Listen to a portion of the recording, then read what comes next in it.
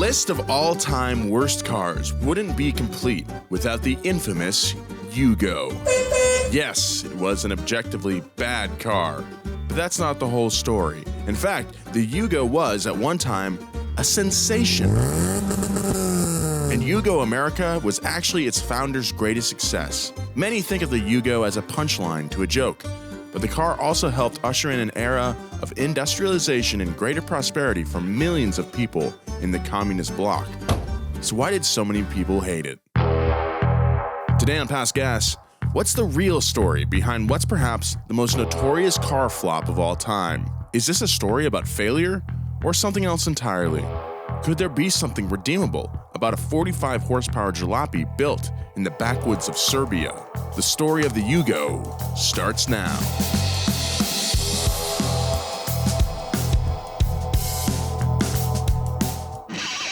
Past Gas Podcast. It's about cars, it's not about forts. Big thank you to our sponsor this week, Valvoline. Valvoline was America's first motor oil brand, making them the original motor oil. If you've been a long-time listener of Past Gas, you know that we've been working with Valvoline for a long time, and you know it's the only oil I put in my car. All Valvoline oils exceed industry standards to provide the ultimate protection for every engine on the road. And that includes their extended protection full synthetic motor oil. It's Valvoline's best oil ever. Their newest formula offers ultimate protection designed to extend the life of your engine.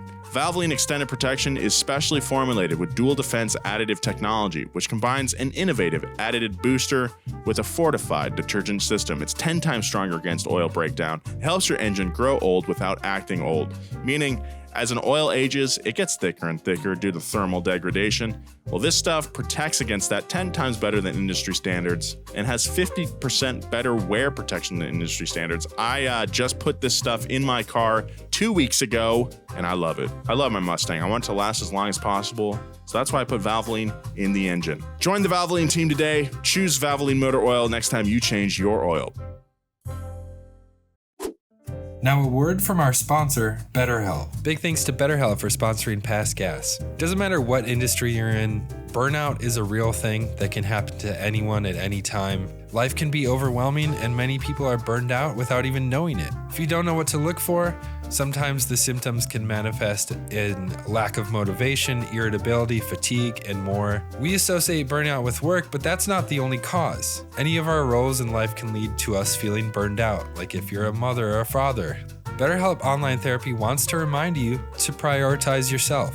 Talking with someone can help you figure out what's causing stress in your life. It's really healthy. I personally think that everyone can benefit from therapy, and I think that BetterHelp is one of the best options out there because you don't have to go into a building. You don't even have to be on video with someone if you don't want. BetterHelp is customized online therapy that offers video, phone, and even live chat sessions with your therapist, so you don't have to see anyone on camera if you don't want to. It's much more affordable than in-person therapy, and you can be matched with a therapist in under 48 hours. Our listeners get 10% off their first month at betterhelp.com/passgas. That's BetterHelp.com/passgas. Let's get into it. Let's get into it. You go, girl. Get into it. You go. No, I'll go. Let's both go. Let's both go. Let's both go together. Let's both go together. Are you ready yet? Are you ready yet? Are you ready yet? Seriously, I'm outside. I'm annoyed. I told you I was on my way. We're talking about the Yugo this week. I realized as I was reading the intro, it's possible a lot of our younger listeners have no reference point for what the Yugo is. Yeah. We've done a couple videos on it, but I don't know, it's kind of fallen out of the car zeitgeist. Unless they've gone far back in The Simpsons. That's fair. That's right. Yeah, when we were kids, or when I was a kid, you guys are still kids. The Yugo was like an easy joke. Yeah. Right? It was like an easy joke for a stupid car. A lot of that was probably Cold War propaganda. But on The Simpsons, the Yugo, it sucks. What's the worst car ever? A Yugo. So many jokes were made on the back of this car. I don't think I ever really saw one in real life, but I knew that it was like a bad car. I don't think I've ever seen one. No. I don't think I've ever seen one. I know that nowadays there's kind of like there's a small group of people online that are definitely devoted to this car. That's Yugo so collectors. weird. I never thought that would happen, that a small group of people would take this car. Max Maddox is going to buy one of these. Yeah, definitely a Max Maddox car for sure. Yuri from the Straight Pipes would probably love one of these. Yeah, Yuri from the Straight Pipes probably has a bunch of tabs open looking for Yugos. I'm trying to move my tastes away from ironic cars. Yeah, and just focus on cool cars. Thank you, Joe. That means a lot to me. There's a lot of guys at Donut who really enjoy ironic cars. And there's a reason that people agree that certain cars are very good and cool. And like there's not a lot that are slept on. Yeah. So I think there's like this want to find slept on cars. Mm-hmm. Mm-hmm. And there's really not a lot of them. So I'm sorry to burst your bub. Like you're not going to find a secret car that nobody knows about. They're all expensive. Everything cool is expensive. A Saturn Ion Redline is not cool. Whoa, dude. Dude, when mine runs 11s at the strip, you're going to be thinking twice about that. Yeah, when you're handing over your pink, you're going to be rethinking. When I take your Lamborghini Reventon pink slip with my Saturn, when you take my Diablo Yalpa. Yeah, that's right. In purple. That Nolan's parents are currently purchasing. No. No. No, Really? they went to an auto museum in Milan and saw one. Oh, okay. Yeah. No, they were like, James, do you want this? Yeah. Oh, they're buying it. Oh. Wow. I was like, yeah. And Yeah. they're like, oh my God. You're my favorite son. I was like, whoa. All right. They were like, Scott said that? Don't tell Nolan. Yeah, Scott was like, shouts to Scott. Scott. I'm outside, Scott. We should get going because Scott is outside. Yeah. Scott told me is not a dad's name. He told me he was in town, but he didn't hit me up. So now I know where he's at. Yeah, I mean, we have plans. Yeah. He's probably we got a lot of stuff to do, and it really doesn't make sense to include you. Right. Yeah. I mean, I've spent so much time with him already in the past. That's kind of what he said. He's taking James car shopping at the Peterson. Yeah. He's like, don't tell Nolan, but I'm fucking loaded.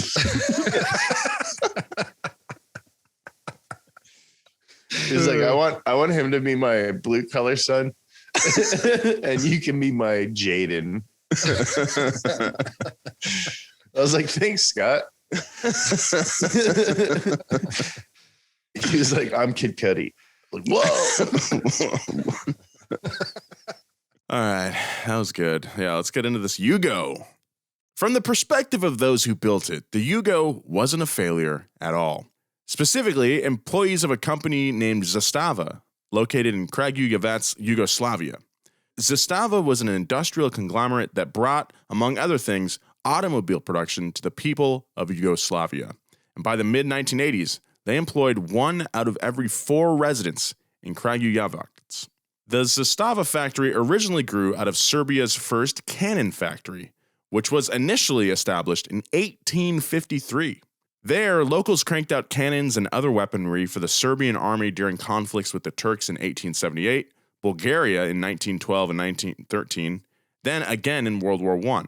If you know your military history, you'll remember that particular global mess was started when a clandestine group of Serbian military officers called the Black Hand recruited 3 students to assassinate Archduke Franz Ferdinand. Well, they missed the first time, and then they were like, all right, let's go get a cup of coffee. And then just so happened that Archduke Franz Ferdinand, the driver took a wrong turn and drove right past the cafe. What was the guy's name? Do you remember? The assassin? Yes. Oh, man, I know it's on the tip of my tongue. What is it? Gavrilo Princip. Yes, Princip. There's a band called Franz Ferdinand. Yes, and they're great. Well, are they? I like them a lot. Yeah. Their first album, at least, is amazing. What was their single? Take Me Out. Take me out. Take me out tonight. Yeah. Somebody told me that you were my boyfriend and I am your girlfriend. I'd like to take you out tonight. Anyway, the ensuing war, World War I, was disastrous for Serbia from an economic and humanitarian perspective, but they ended up on the winning side, along with the US and Britain. Under the terms of victory, Serbia was awarded control over Slovenia, Bosnia, and Croatia, among other areas, and thus Yugoslavia, meaning land of the southern Slavs, was born. Life in Yugoslavia didn't get any more peaceful after the end of World War I. During the 1930s, the factory in Kragujevac became known as the Military Technical Works. Yugoslavia was surrounded by enemies and also dealt with constant unrest in the Croatian region. So, 12,000 factory workers set about building pistols, rifles, machine guns, mortars, hand grenades, and eventually, Yugoslavia's first domestically assembled car. Beginning in 1940, Military Technical Works built licensed G105 military trucks from Chevy. The factory had previously assembled buses and heavy machinery, but this was the very first Yugoslav car. The reason for the country's late entry into automotive manufacturing was simple. Cars are expensive, and Yugoslavia was quite poor. In 1937, the country's average yearly per capita income was $80. Wait, that's the year? Yes. I make that in less than 10 minutes. It was less than half of the European average at the time. Meanwhile, the cheapest cars at the time also cost between $500 and $700.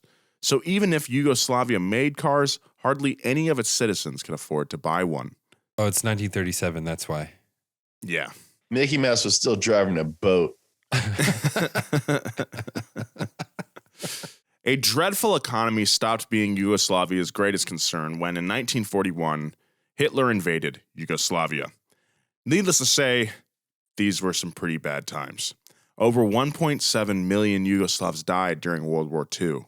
And meanwhile, in Kragujevac, the Military Technical Works was captured and disassembled. All that remained was a truck repair shop and an assembly line for small arms. But for all of Yugoslavia's suffering, they also ran perhaps Europe's most effective guerrilla resistance against Hitler. Most notably, a communist revolutionary named Josip Broz Tito led a group of resistance fighters called the Yugoslav Partisans. Tito's group was so successful that at the end of the war, the Soviet Union installed him as the leader of the new Socialist Federal Republic of Yugoslavia, and he ended up staying on the job for 36 years. I love his vodka. However, in the early days of his long reign, things looked a little on the rocks for Tito. Yeah, like Tito's on the rocks. Oh my Sounds God. delicious. Tito worried that Stalin would invade and depose him, so he moved weapons production to a highly defensible area in the Bosnian mountains. What does this have to do with cars? Well, that invasion never happened, but Tito's maneuvering left the good people of Kragujevac without anything to do with their factory, which had been rebuilt after World War II. So the government officials in charge decided to make cars and renamed the factory Krevna Zastava Works, which means Red Flag Works. Yes, the name of the company that made the Yugo was a literal red flag. It was actually in honor of the symbolic red flag of communism, but clearly the universe was not on the Yugo's side. For all Tito's flaws as an authoritarian leader, Yugoslavia was much more open to the West than other communist countries. So Zastava issued a public call looking for an automaker to partner with in either Western Europe or America. They wanted full production rights to a Western car, not just the rights of assembly.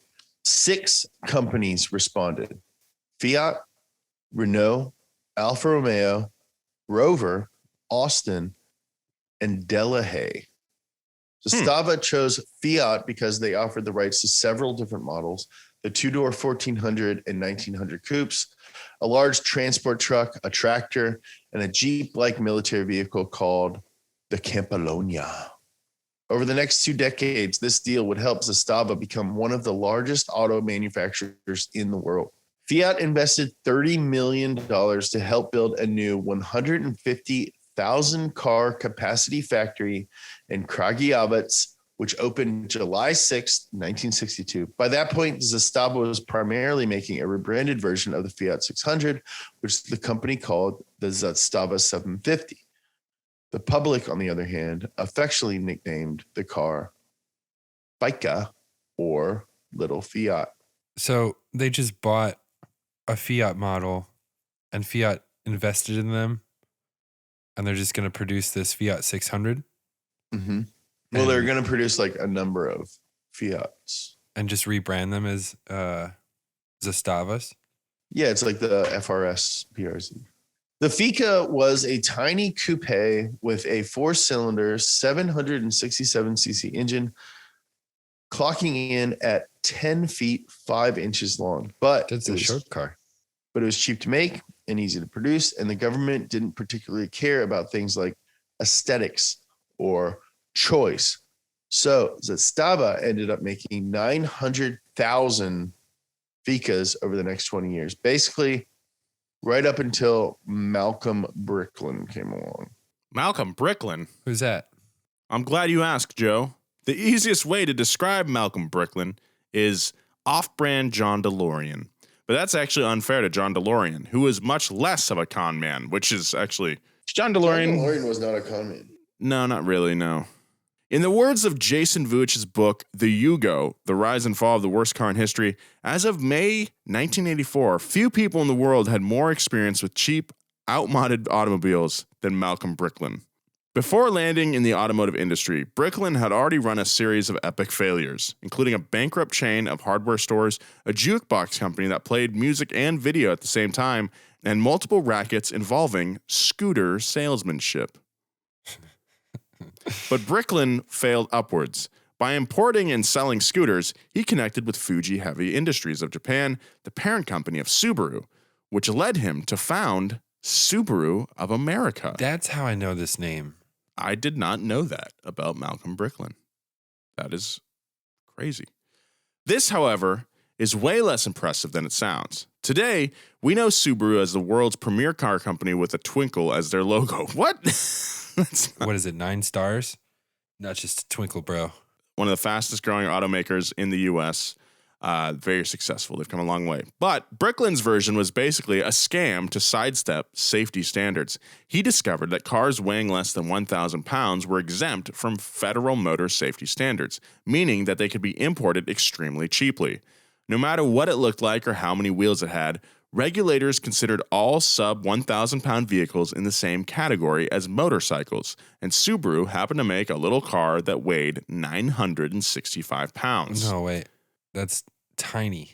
This little machine, Joe, was called the Subaru 360 due to its 356 cubic centimeter engine displacement. I remember the first time that Travis Pastrana did a Subaru 360, everyone freaked the fuck out. It was awesome. But now people are doing like Subaru 980s. 980s, yeah, landing slightly off center. At less than 10 feet long and only 54 inches tall, taller than Joe. Wait, did you just say I'm less than 10 feet tall? Yeah, less 54 inches tall. I got you. Do you even know we're about the same height? You might actually be taller than me, but I got you. This is the weirdest thing because you know that you're taller than me and you continue to perpetuate this lie that I'm taller than you. It's so toxic, dude. I'm sorry. We stood back to back multiple times. At less than 10 feet long and only 54 inches tall, the Japanese public had nicknamed the car the Ladybug, but it sat 4 people and could go 55 miles per hour. So it was technically a car, and it was also cheap as hell. Malcolm Bricklin could import them to the U.S. for $650 a piece and then sell them for less than $1,300. I mean, that's a good racket right there. Some good. That's double the money, dude. Double the money. His last name is Bricklin. Should be Dublin. Stupid. Subaru gave Bricklin a sales license and enough 360s that he was able to borrow a fortune and build a lavish company headquarters in New Jersey, complete with murals of geishas and sumo wrestlers. However, his quote-unquote car was immediately panned by Consumer Reports that rated the car not acceptable. The magazine clocked the 360 going 0 to 50 in 37.5 seconds. No way. And said that its bumpers were virtually useless against anything more formidable than a watermelon. The review killed any hope of sales. And by 1971, Subaru of America was nearly bankrupt, and Malcolm Bricklin was forced out. I didn't realize it was that early. 71's pretty It's a long early. time, Yeah. man. Do you know who would play Bricklin in a movie? Breckin Meyer. Yeah, Breckenmeyer. Yeah, dude. That's what I was going to say.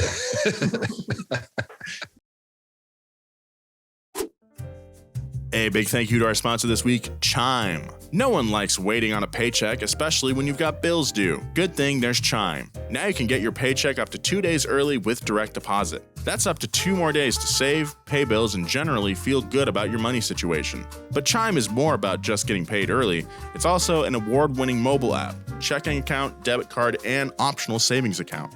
I think getting your paycheck 2 days early is a really cool thing, and that's why I think Chime is awesome. So what are you waiting for? Hopefully not your paycheck. Get started with Chime today. Applying for a free account takes less than 2 minutes. Get started at chime.com/gas. That's chime.com/gas. Banking services and debit card provided by the Bancorp Bank or Stride Bank NA, members FDIC. Early access to direct deposit funds depends on payer.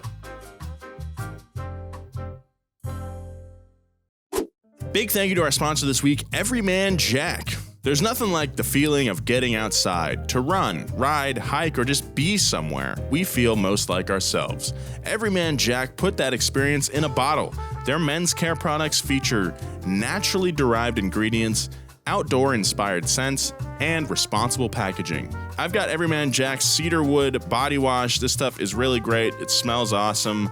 My girlfriend likes the smell too. Everyman Jack has everything you need to feel and look fresh, from body wash, deodorant, and skincare products to shampoos, balms, and oils to tame and nourish your hair and beard. Make every day feel like a getaway with incredible scents inspired by the great outdoors. Everyman Jack works exceptionally without any of the harsh chemicals like parabens and dyes that can be abrasive to your skin and leave it feeling dry. They use as many clean, naturally derived ingredients as possible, like activated charcoal, caffeine, green tea, coconut oil, and shea butter. Need something else to feel good about? Here's 3. Everyman Jack uses responsibly made packaging. They're a National Forest Foundation partner, and their products are all cruelty-free. That's really wonderful. I can't recommend this stuff enough. Everyman Jack's men's care, naturally derived, outdoor-inspired. Look for them at Target, Walmart, Amazon, or at everymanjack.com. Thank you, Everyman Jack.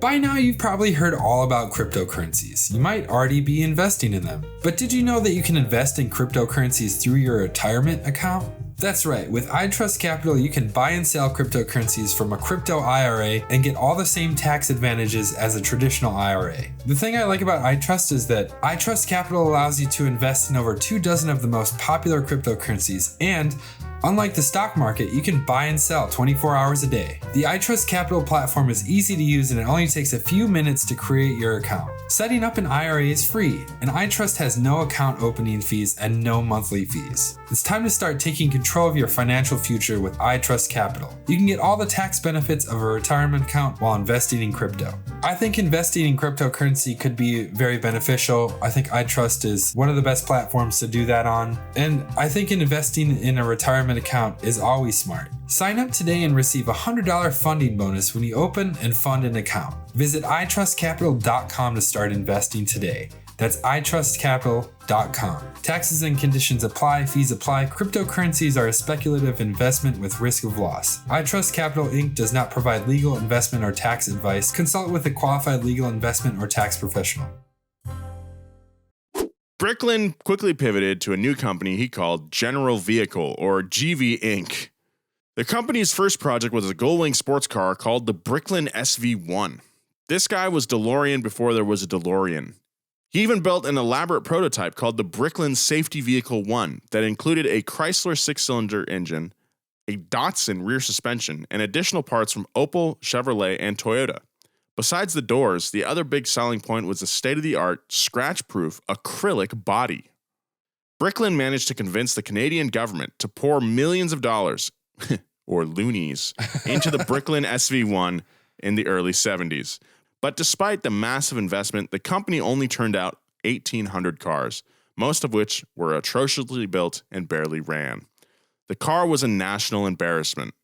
The Bricklin song by legendary Canadian satirist Charlie Russell even finished number 17 on the Canadian country charts in 1975. His name was Weird Charlie Russell. Odd Charlie Russell. New Brunswick's regional government finally pulled the plug on GV at the end of 1974, and by December 1975, Malcolm Bricklin was financially ruined. Bricklin faded from the auto scene for several years, channeling his entrepreneurial spirit and questionable decision-making into new business ventures like managing a soul singer and running a go-kart track. They go hand in hand.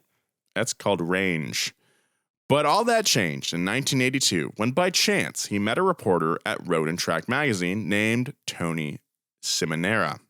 Simonera sadly explained that he had left his previous job at Fiat after Fiat announced they were ceasing American sales. Bricklin and Simonera agreed that there was still a U.S. market for Fiat's small cars and almost immediately went into business together. Simonera. Their new company was called International Automobile Importers, and the first cars they sold were Fiat facsimiles built by the Italian coachmakers Pininfarina and Bertone. Bricklin used his status as the founder of Subaru to convince the Italians to go into business with him despite the massive and very public failure of his last venture. So no one was ever like, yeah, but isn't Subaru like out of business? But his new business, Joe, wasn't any good either. The cars were expensive to bring up to American standards, which meant a ridiculous sticker price. And after 3 months of non-existent sales, IAI company CFO Ira Eldison told Bricklin in 1984, quote, "We are 120 days from going out of business unless we find another car to import." And wouldn't you know it, Malcolm Bricklin found one. I'm so excited to figure out what car it is. I also like how you didn't even let me do an impression there. I'm sorry. Yeah, one of the only times Are he you could have sorry? ever flexed really. his Canadian accent. Yeah, dude, I could have done. I was thinking I just listened to the Smartless episode with Mike Myers. Oh, okay. You can do it. Go ahead. Yeah, can we rerun that? Yeah, but keep this all in because I want. Okay, people to know. Right. After 3 months of non-existent sales, IAI company CFO Ira Eldison told Bricklin in early 1984, quote, "We're 120 days from going out of business, baby, unless we find another car to import. We've got to get our mojo back, baby. Get in my belly." And wouldn't you know it, Malcolm Bricklin found one. I never realized how Canadian Austin Powers was. Yeah, I just listened to a podcast with Mike Myers on it. So that's how they talk. First, Bricklin and Simonera tried to save IAI by importing Jaguars, but were rebuffed because a Jaguar execs could see that Bricklin was a walking bankruptcy hearing. However, as they were leaving their meeting with Jaguar in England, Bricklin noticed a Yugo idling on the street. It suddenly seemed like the perfect solution to his woes. An even cheaper Fiat. Designed in 1978 by Fiat and Zastava engineers, the Yugo was originally known as the Zastava 102. It was intended to update the decades-old FICA and was based on the Fiat 127, which had been named European Car of the Year way back in 1972.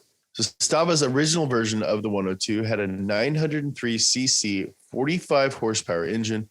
The powertrain and chassis were identical to the Fiat 127, but its body shape and interior were slightly different.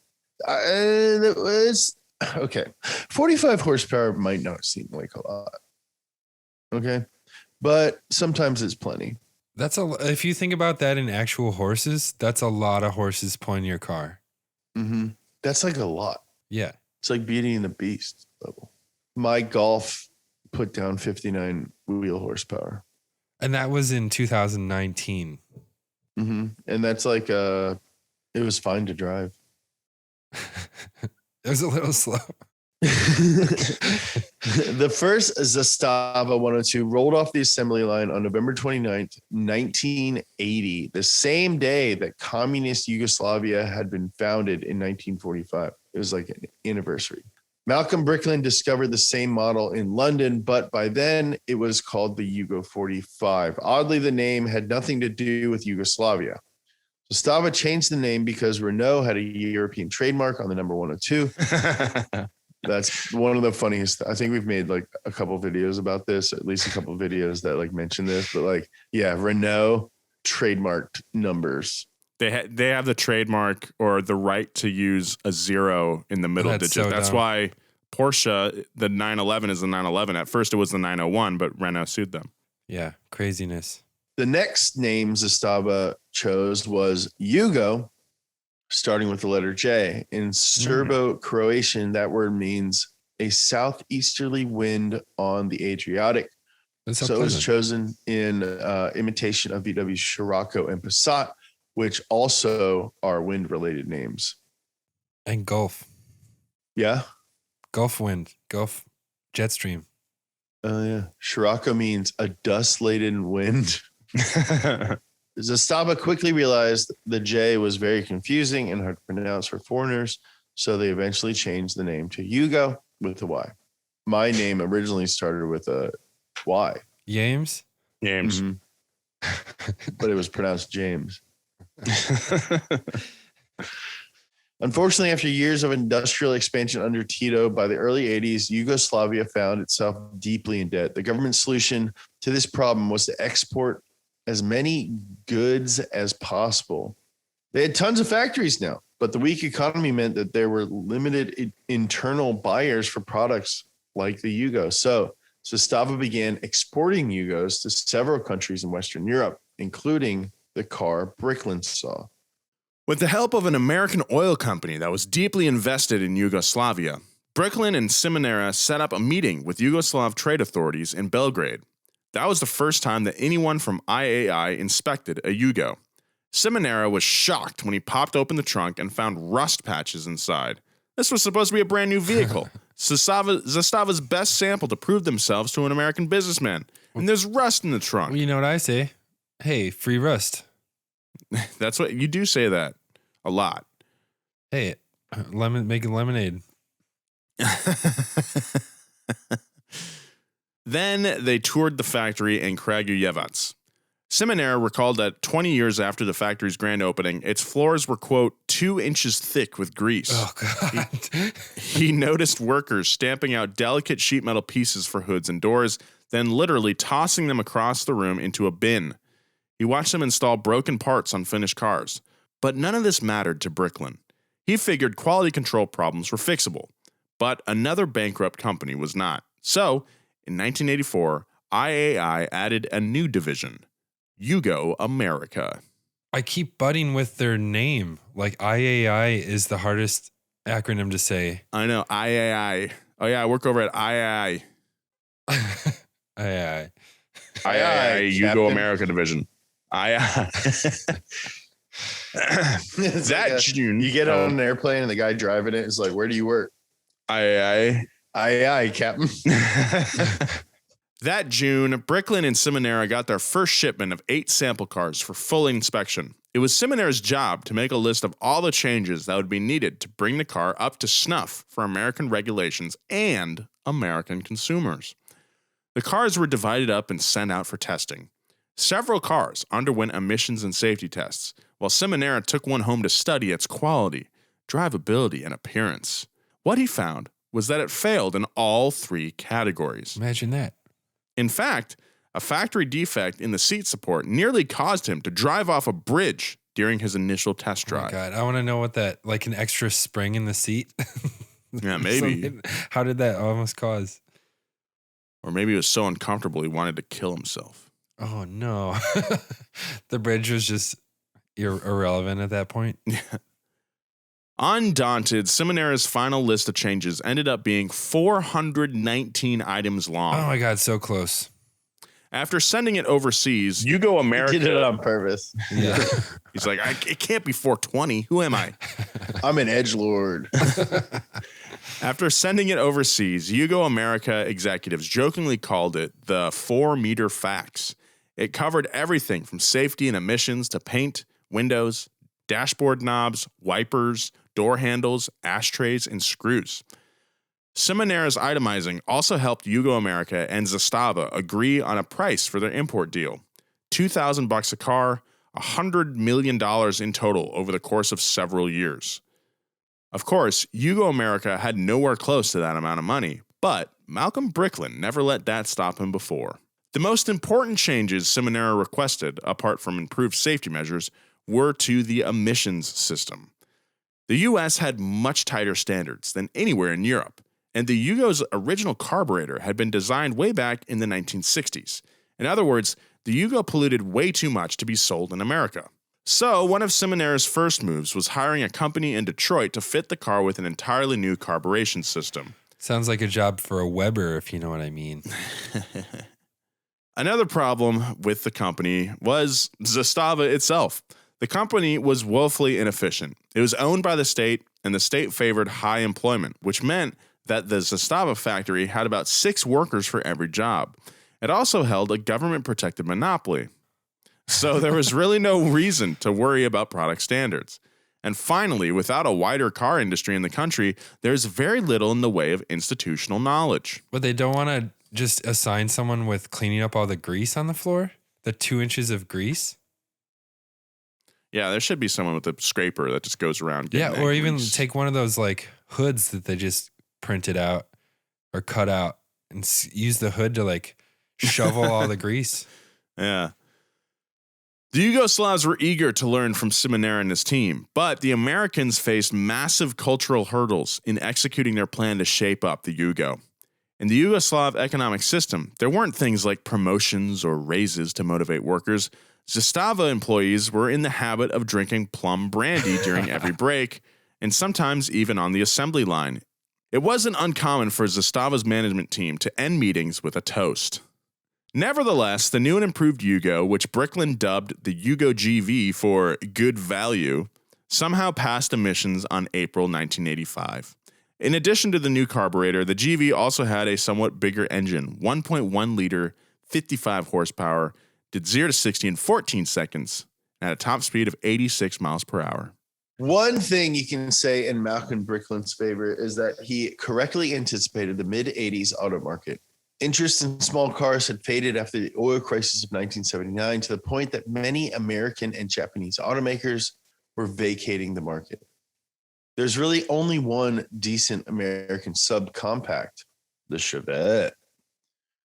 But Chevrolet was about to discontinue it. It was too costly a car to producer. Producer, I hardly know her. Meanwhile, Japanese companies were forced to limit their American exports for political reasons. So they began focusing on higher end vehicles with a better profit margins, like Lexus. This is where Lexus came in. This was because Ronald Reagan was like, you can't bring as many cars in as you want. Yeah. You can't bring as many cars in as you want. And my wife says that just say no. So we're going to arrest the entire neighborhood. Besides the Chevette, the only sub $6,000 vehicles around were what the auto industry calls price leaders. That is, cars with insanely cheap advertised prices to lure you to dealerships, but that are actually impossible to find. So when the Yugo arrived with a sticker price of just $3,990, it had immediate appeal to a huge section of the market. Poor people. Bricklin also channeled his natural showmanship into tens of millions of dollars in free advertising for Yugo. Americans were naturally curious about a car from the communists, and some were outraged by it. Dealers signed up in bunches to get in on the ground floor, cutting Yugo America $30,000 deposits to do so. Consumers placed their own deposits to buy Yugos sight unseen. Amid this frenzy, Yugo sold 1,050 cars in the first day. Is that a lot? I think sight unseen, that's a lot. Doesn't honestly sound like a lot. No. Like the Mustang sold out on its first day. Yeah, said the Bronco. The media ingeniously dubbed it Yugo Mania. And for the next 6 months, the Yugo was in newspapers, on TV, and generally everywhere you turned. And they hadn't even run a single ad yet. Bricklin had delayed an ad blitz before launch due to low funds, but with dealers offering it at $99 down and $99 a month, it turned out that the Yugo didn't need much advertising. The only thing buyers needed to know was the price tag. One Cadillac / Yugo dealer even offered a buy one, get one free promotion in which customers who purchased a $24,000 Cadillac received a complimentary Yugo. Well, if you're not interested in this Eldorado, I've got one other car to show you. By the beginning of 1986, Yugo America had sold 3,895 cars, every single vehicle that Zastava had sent them so far. Managers back in Serbia had managed to assemble an A-team of workers who assembled only American Yugos and were running them 3 shifts per day, but they still couldn't keep up with demand. Wow.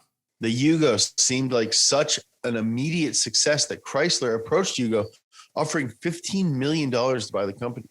But Bricklin and Simonera said, no!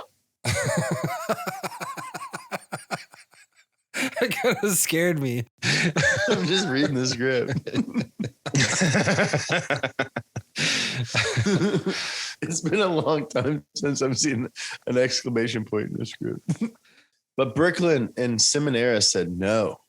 They thought they had another Honda or Mazda on their hands. They were incredibly wrong. They should have taken that $15 million. Dude, we all have a story. Look, a lot of us don't have a lot of time to work out nowadays. We're working tons. We don't have a lot of personal time. You might not feel motivated to get up and get moving. That's why Peloton's so cool. You can pick and choose what kind of workouts you want to do right from the convenience of your own home. I really like how many different types of workouts Peloton offers. It's not just bicycling as we know them. They also do kickboxing and a bunch of different types of workouts you can do directly from your home. It's very convenient. Peloton has a team of world-class instructors ready to motivate you 24 hours a day, 7 days a week. Peloton instructors are highly trained fitness pros who motivate you through every workout, whether you're a regular at the gym or just someone who's new to working out like me. I don't move a lot. I wish I moved more, and Peloton makes that easier. Peloton fits seamlessly into your life. Maybe you're looking for a 10-minute upper body stretch between calls or a 40-minute run before bed. Peloton can do all that. And right now is the perfect time to try out Peloton. The new Peloton Bike Plus is now $500 less, its best price yet, including free delivery and setup. And there are more game-changing prices available on the original Peloton Bike and Peloton Tread. Visit onepeloton.com to learn more. Another shout out to our sponsor this week, Valvoline Motor Oil. You guys already know that Valvoline was America's first motor oil brand, but did you know they also make oil for your gears? That's right. Valvoline's got their new Flex Fill packaging for their gear oil. Valvoline's the #1 gear oil brand, and they have a new flexible patch packaging that is easier to use in tight spaces and produces less waste. If you've ever had to put gear oil into a rear end or differential, you know that this stuff is hard to use with the big old bulky containers. This Flex Fill packaging is like a giant Capri Sun filled with gear oil, makes it very easy to maneuver around in your car. Can't recommend it enough. The squeezable pouch allows for less waste and easier application, and it comes in 2 full synthetic grades, 75W90 and 75W140. Available for exceptional high and low temperature protection. This is the best gear oil for your differential. Get some Valvoline Flex Fill today. Several factors contributed to Yugo's plunge from the must-have Christmas gift of 1985 to an existential joke. For one thing, it inspired a legion of competitors from other far-flung nations. The Romanian Dacia, the Malaysian Proton, and Indonesian Linkangama, the Indian Mahindra, the Greek Desta, the Russian Lada, the Spanish Ligero, the Czechoslovakian Skoda, and most importantly, the Korean Hyundai. All of So these which one companies of these are around still? Mahindra's around, Dasha's around, Skoda, Hyundai.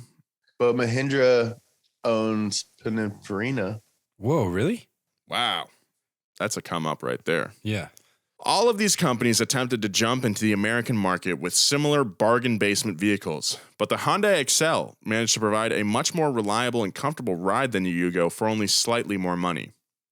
Yugo America responded to Hyundai by pressuring Zastava to develop and build a second, larger Yugo model called the Florida. The Yugo Florida. Yeah. But the facilities and materials available to Zastava on the meager budget provided by Yugo sales proved to be an impossible combination. In fact, the project actually hampered production of the Yugo GV and cost the company millions. I wonder if Florida meant something like more classy back then. Where it was I think Florida might have been more classy back then. I'm starting to see this as a movie, right? Yeah. Like House of Gucci. And 1000% Adam Driver is the lead in it. And he does Bricklin? Yeah, he does a terrible Canadian accent. I'm going to the Florida, eh? More. At the same time, American and Japanese companies were announcing plans to re-enter the subcompact market after realizing that small cars were a key part of building brand loyalty with new buyers. Yugo dealerships also faced a loud public boycott from Croatian-American groups critical of the Yugoslav government. And Malcolm Bricklin's lavish spending plus fat salaries for he and his close associates left the company constantly strapped for cash even during its high points. But the main thing hampering the company was that the Yugo sucked. As soon as reviews started pouring in, the company was sunk. There were definitely drivers who liked and even loved their Yugos, but in the end, no amount of Tony Simonera's expertise and Yugoslav elbow grease could consistently turn the Yugo into anything more than it was. A low-end Fiat reproduction that was 20 years out of date and made in a country with no history of automobile innovation. So I watched a video, like a walkthrough of a Yugo, and there's just exposed bolts and screws and stuff in the cabin. Everything is just super cheap plastic that fades and cracks after a year. Sounds like a Chevrolet. Dude, are you aiming for Chevy? I got him in my sights, dude. While the death of Yugo America ended up happening via many small cuts over several years, Yugo Mania was dealt a swift killing blow by Consumer Reports. Sometimes referred to as the Bible of car buying, 1 in 5 Americans reportedly use Consumer Reports when car shopping. Damn, we should partner up with them. And it's especially important to the type of bargain hunters who would naturally be interested in a Yugo. But just like with the Subaru 360, the magazine tore Malcolm Bricklin's car apart. They put a Yugo on the cover, writing that quote, "Oh, you want me to do it now?" Yeah. The price is the come on for the Yugo. Stop. But you can't buy it for $3,990, comma, and it's hard to recommend it at any price. Full stop. Consumer Reports' extensive testing found 21 factory defects in the Yugo that they secretly purchased from a dealer and shipped to their headquarters in Connecticut. Are you fucking kidding me, dude?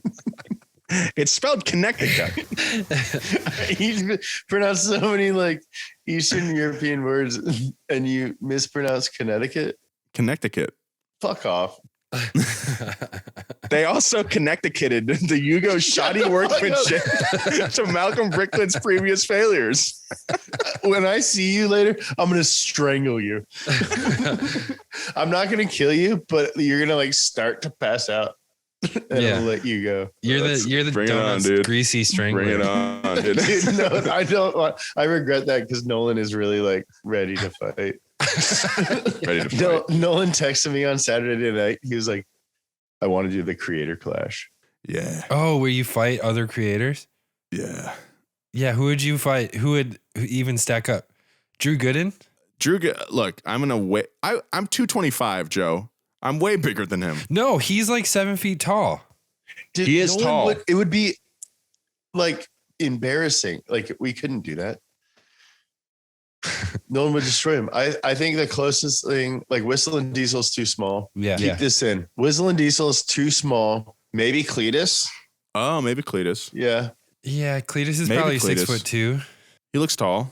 Yeah. Why do you think height is what we're looking for? Because I think like reach is a big thing.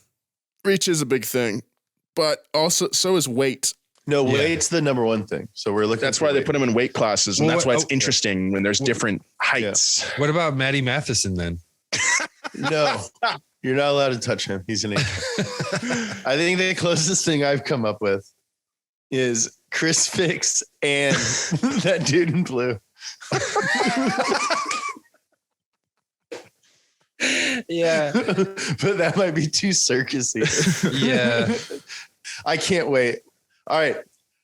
I think we might have to look If outside the there's car space. anyone in YouTube who wants to fight Nolan Sykes at the Creator Clash, hit me up at Mrs. Harry Styles at gmail.com or info@donut.media. What's your and we'll other set it up. Lieutenant James at Lieutenant.james at lapd.io.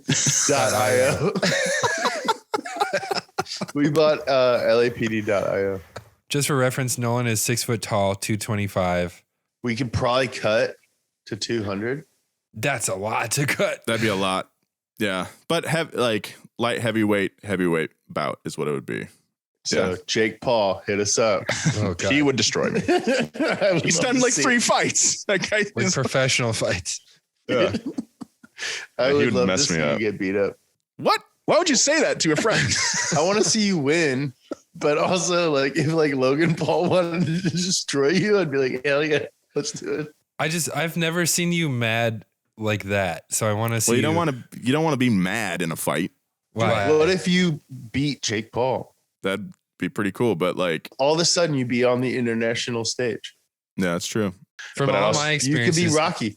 Rocky was an idiot. And I'm very And much you're- an idiot. And you're So- smart. So he went against Apollo. you've got brains and bronze. Yeah. Jake Paul. I'm not Heavyweight. calling out Jake Paul. Jake Paul. Nolan Sykes. Yeah, and if we can't get Jake Paul, let's get FaZe Rug, and we'll get you in the ring together. Sounds good. Jake Okay, Paul, let's- I will bet you $1 million that Nolan Sykes will beat you. Back at Consumer Reports, their review concluded that all readers consider a used car rather than buying a new Yugo for the same God, price. that's- I mean, that's kind of, I agree. It was disastrous. The damage to Yugo's sales was immediate, and it only grew as other journalists ran with the story. The article came out in January 1986, and Yugo's sales dropped by 39% in February. That same month, NHTSA issued a mandatory recall of all 9,500 Yugos sold so far. All the cars needed was a new washer to fix a possible seatbelt malfunction, but the PR was devastating. Honestly, that's a big malfunction. Further bad news came when the NHTSA leaked that the Yugo had flunked their safety testing as well. Within weeks of the height of Yugo Mania, the car was a national joke. Literally, Jay Leno would joke about it nearly every night for decades. I love Jay Leno. He's been very nice to me, but he's definitely a fucking op. What? Dude, Jay Leno is definitely an op. An op against Yugo? He's a CIA op. and Ferrari. Jay Leno's an op for sure. What if I get assassinated? By like a hit squad in all jean jackets. Yeah, they were like, we were letting you like kind of like ride, but like when you caught out Jay. Although Malcolm Bricklin would go into extensive maneuverings to try and bail out the company, in the end, it wasn't enough. By 1989, Yugo America was bankrupt. Oh, man. Thanks, Leno. Despite a fat payout, Malcolm Bricklin soon declared bankruptcy too. But he wasn't done with the Yugo just yet. Zastava survived the Serbian civil war by making AK-47s because you can't keep a good weapons maker down. And in 2002, Forbes magazine reported that Zastava had signed a new deal with Bricklin. Again? Yeah. Under the deal, Bricklin's new company, ZMW, would import a new Yugo, a new Florida, a new pickup truck. Bricklin agreed to pay Serbia $150 million for 80% of Zastava, while the Serbian government would assume Zastava $200 million plus in debts. Yo, did you see that new ZMW N3? ZNW is pretty good. Dude, ZMW is really good. The N3. Yeah. I don't like the big rear grill.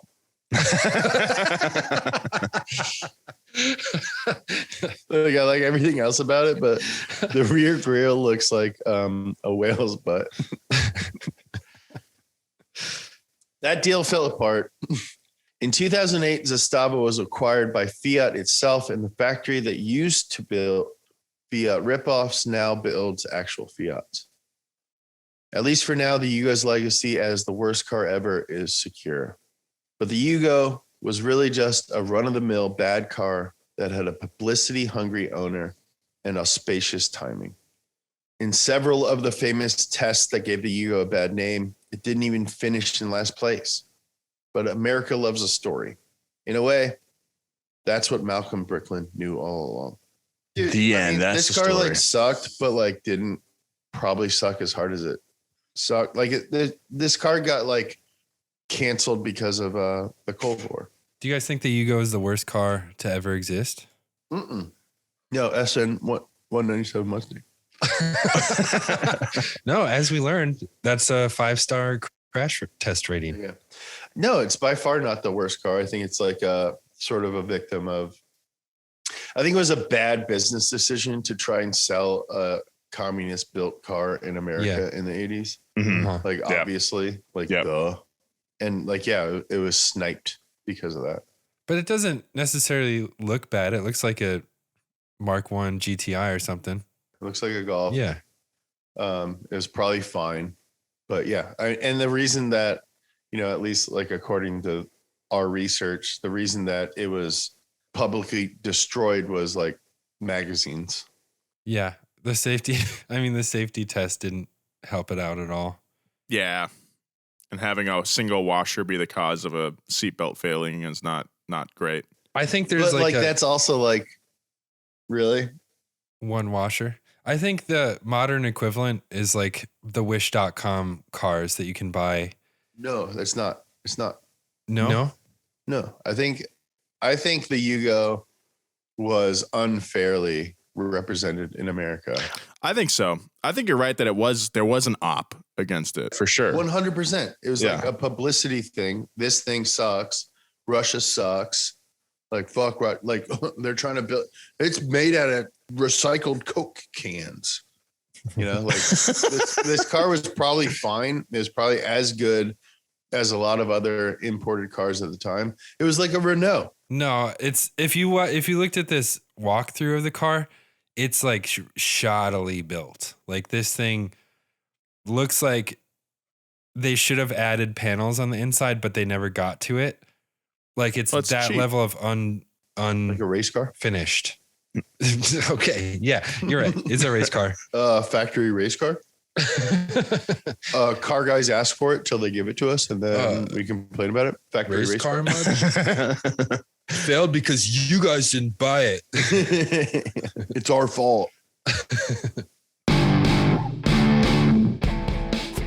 Well, we got a letter from Sal this week. He writes, "Hey guys, was listening to the Carlos Sainz family episode, which was great, and was inspired to go check out the McRae series. At the time, I had the opportunity to go down to LA with my family and watch those X Games, which is always awesome. But as a 16-year-old Subaru fanatic as well, having the Rallycross event be part of the games was also like a dream come true. Got a chance to meet McRae, Pastrana, and Block, who are all really nice guys. Thanks for the rally episodes and keep up the good work. Your podcast keeps me occupied and laughing through all the day." Cheers, Sal Rizzo. Thanks, Sal. Big shout out to Sal Rizzo. Thank you very much for the kind email. If you'd like to email the show, hit us up at passgas@donutmedia.com. We might read it on the air. It doesn't have to be nice, it just has to be interesting. Yeah, we love corrections too. So if we spouted out some BS, call us out. We'll read it on air. You'll get your vindication. Please do. All right, follow the boys at Joe G. Weber. Follow James Pumphrey at James Pumphrey. Follow me at Nolan J. Sykes. Big thank you to our producer this week, Gavin Kinsell, and our writer, Greg Nix. Tell a friend about the show. See ya. Bye.